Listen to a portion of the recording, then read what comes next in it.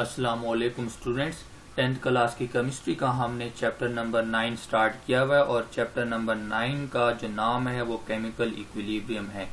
Chemical equilibrium का आज हमारा लेक्चर नंबर 7 है और इस लेक्चर नंबर 7 में हम आज डायनामिक इक्विलिब्रियम के मैक्रोस्कोपिक कैरेक्टरिस्टिक्स को डिस्कस करेंगे कि इसकी मैक्रोस्कोपिक कैरेक्टरिस्टिक्स या प्रॉपर्टीज क्या हैं जिसको हम इजिली ऑब्जर्व कर सकते हैं। उन कैरेक्टरिस्टिक्स को हम मैक्रोस्कोपिक कैरेक्टरिस्टिक्स कहेंगे। और लास्ट लेक्चर में हमने यही मैक्रोस्कोपिक कैरेक्टरिस्टिक्स पढ़ी थी, वो हमने फॉरवर्ड रिएक्शंस के लिए और साथ में रिवर्स रिएक्शंस के लिए, इन दोनों के लिए हमने अलग अलग ये प्रॉपर्टीज पढ़ी थी। आज हमारा जो फोकस होगा वो सिर्फ डायनामिक इक्विलिब्रियम पे होगा जिसमें ये दोनों एक साथ पाए जाएंगे, ये दोनों रिएक्शन मिलकर ऑपरेट होंगे। अब डायनामिक इक्विलिब्रियम को हम देखेंगे कि ऐसा कौन सा सिस्टम होना चाहिए जिसमें डायनामिक इक्विलिब्रियम इस्टैब्लिश होगा। तो अगर हम सिस्टम की बात करें तो पहला पॉइंट क्या होना चाहिए कि अगर हम किसी क्लोज्ड सिस्टम में कोई रिएक्शंस करवा रहे हैं तो अंडरस्टूड है कि उसके अंदर डायनामिक इक्विलिब्रियम इस्टैब्लिश होगा। अगर मुझे डायनामिक इक्विलिब्रियम को इस्टैब्लिश करना है तो इसके लिए मेरे पास कौन सा सिस्टम होना चाहिए, एक क्लोज्ड सिस्टम होना चाहिए। और क्लोज्ड सिस्टम ऐसा सिस्टम होता है जिसके अंदर ना कोई चीज बाहर से अंदर आ सकती है और ना अंदर की चीज बाहर जा सकती है। तो ऐसे सिस्टम को हम क्लोज्ड सिस्टम कहते हैं, ठीक है। और इसके अपोजिट जो सिस्टम होगा वो कौन सा होगा, ओपन सिस्टम होगा।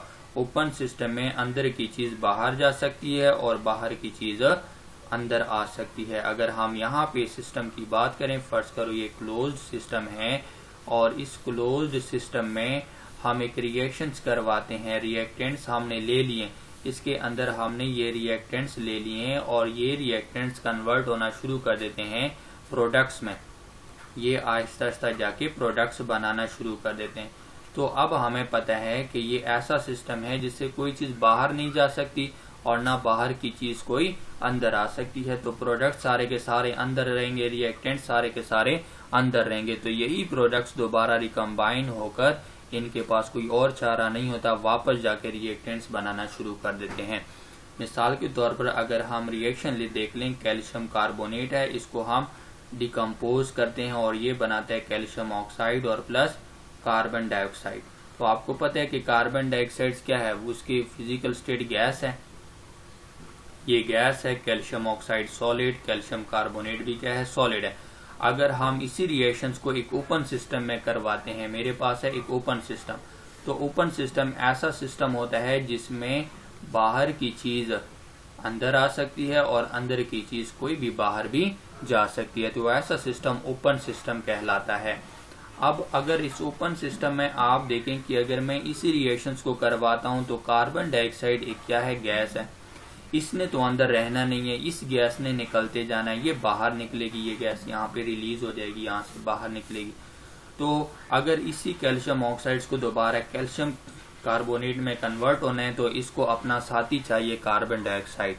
तो कार्बन डाइऑक्साइड तो इसको ओपन सिस्टम में मिलेगी ही नहीं है, इस वजह से कार्बन डाइऑक्साइड में रिवर्स रिएक्शन वापस नहीं हो सकता, क्योंकि कैल्शियम ऑक्साइड्स को कार्बन डाइऑक्साइड के साथ रिएक्ट करना पड़ेगा तब जाके कैल्शियम कार्बोनेट बनेगा। लेकिन ओपन सिस्टम में ये वाला निकल जाता है। लेकिन अगर सिस्टम हम क्लोज्ड रख देते हैं तो ये चीज भी अंदर ही रहेगी, ये भी बाहर नहीं जा पाएगी और ये दोबारा कैल्शियम ऑक्साइड के साथ मिलकर कैल्शियम कार्बोनेट बनाना शुरू कर देगी। तो ये जो कायम हुआ, ये जो एस्टैब्लिश हुआ है, तो इसको हम क्या कहेंगे, डायनामिक इक्विलिब्रियम, जिसमें हमारे पास क्या होगा, फॉरवर्ड रिएक्शन और रिवर्स रिएक्शन की रफ्तार क्या हो जाएगी, वो बराबर हो जाएगी, ठीक है। तो ये पहला पॉइंट है कि जब भी आप डायनामिक इक्विलिब्रियम के एस्टैब्लिश होने की बात करें तो आपके पास सिस्टम हमेशा क्लोज्ड होना चाहिए। उसके बाद प्रॉपर्टी नंबर 2 की तरफ आते हैं कि जब भी डायनामिक इक्विलिब्रियम एस्टैब्लिश होगा तो डायनामिक इक्विलिब्रियम पर रिएक्शन स्टॉप नहीं होगा, रिएक्शन डज नॉट स्टॉप। जब भी आप डायनामिक इक्विलिब्रियम की बात करेंगे तो डायनामिक इक्विलिब्रियम पर रिएक्शन रुकता नहीं है, ठीक है। यानी आपके पास रिएक्शन जारी रहता है, फॉरवर्ड रिएक्शन भी जारी होता है और रिवर्स रिएक्शन, दोनों कंटिन्यू होते हैं।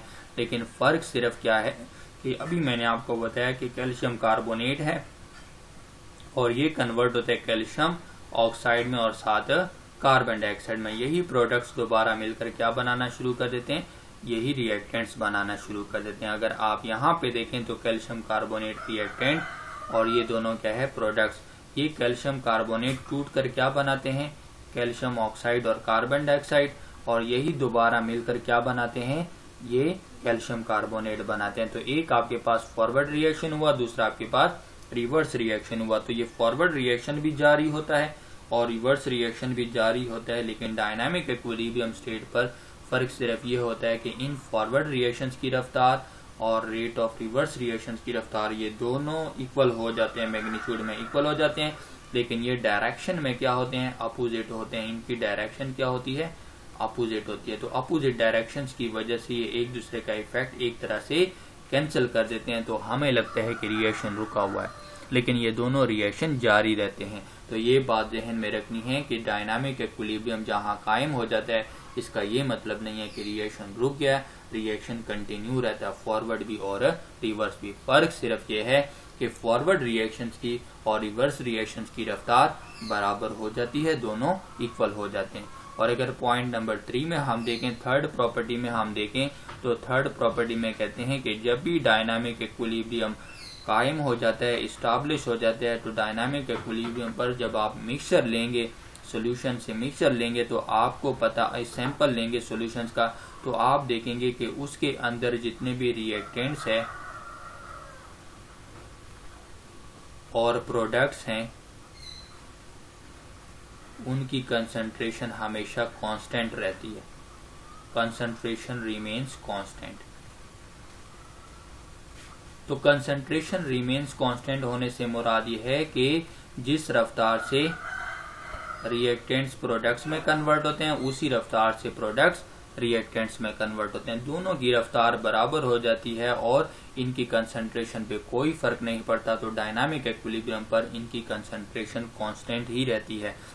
इसके अलावा अगर हम बात करें तो सिर्फ कंसंट्रेशन ही कांस्टेंट नहीं रहेगी, बल्कि जितनी भी फिजिकल प्रॉपर्टीज है, मिसाल के तौर पर कलर है, डेंसिटी है, ठीक है, अगर हम डेंसिटी की बात करें, इसी तरह अगर हम स्मेल की बात करें, इसी तरह अगर हम टेस्ट वगैरह की बात करें, तो जितनी भी फिजिकल प्रॉपर्टीज वगैरह ये भी सब के सब कांस्टेंट रहती हैं, इन पे भी कोई फर्क नहीं पड़ता। तो डायनामिक इक्विलिब्रियम में कंसंट्रेशन भी कांस्टेंट रहती है, इसके अलावा फिजिकल प्रॉपर्टीज ये सब कुछ कांस्टेंट रहता है, इसमें कोई भी चेंज नहीं आता।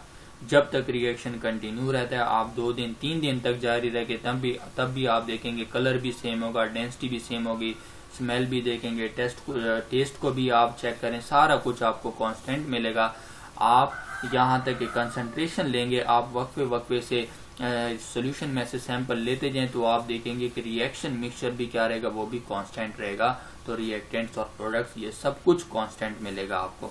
उसके बाद अगर पॉइंट नंबर 4 में हम देखें, तो पॉइंट नंबर 4 में हमें कहते हैं कि जब इक्विलिब्रियम इस्टाब्लिश होने की बात करते हैं, तो ये इक्विलिब्रियम कहीं से भी आप अटेन कर सकते हैं। आप रिएक्टेंट वाले साइड से भी इसको हासिल कर सकते हैं, कायम हो सकता है इक्विलिब्रियम स्टेट, और या फिर ये प्रोडक्ट्स की साइड से भी कायम हो सकता है। तो आपको अगर इक्विलिब्रियम स्टेट अटेन करना है, तो ये किसी भी डायरेक्शन से कायम हो सकता है। ये कैसे, किस तरह कायम हो सकता है, यहाँ पे एग्जांपल हम देखते हैं।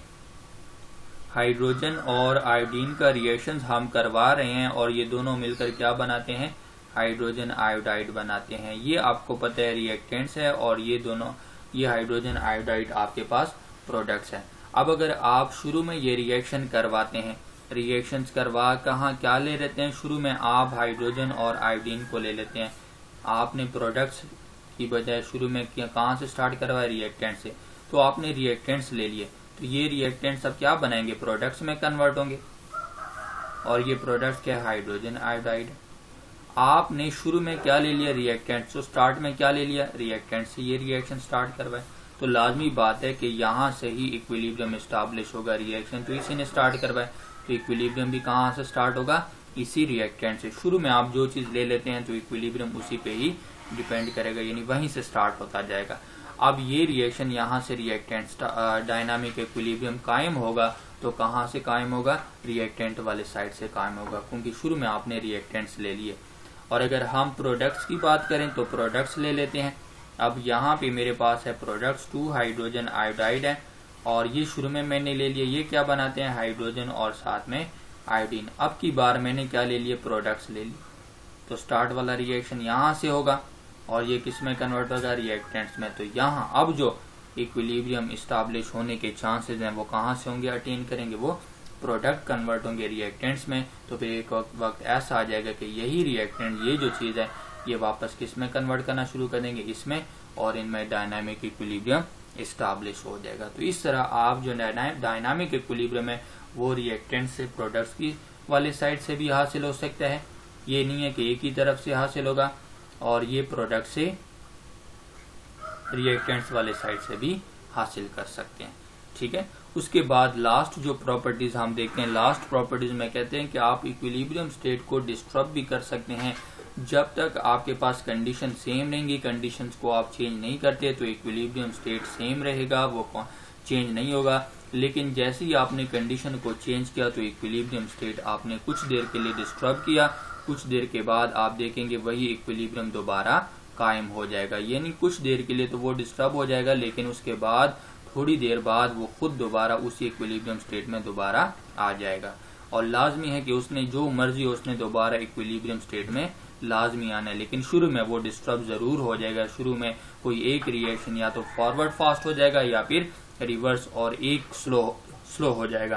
तो इस वजह से हम कहेंगे कि हम इक्विलिब्रियम स्टेट को डिस्टर्ब भी कर सकते हैं। अब कैसे डिस्टर्ब कर सकते हैं इसको हम डिस्टर्ब भी कर सकते हैं। कैसे डिस्टर्ब कर सकते हैं, ये हम बात करें इक्विलिब्रियम स्टेट की।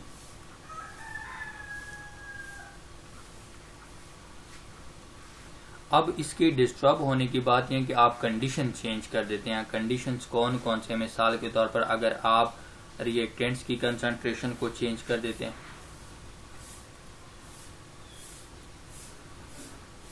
आप रिएक्टेंट्स की कंसंट्रेशन चेंज करें,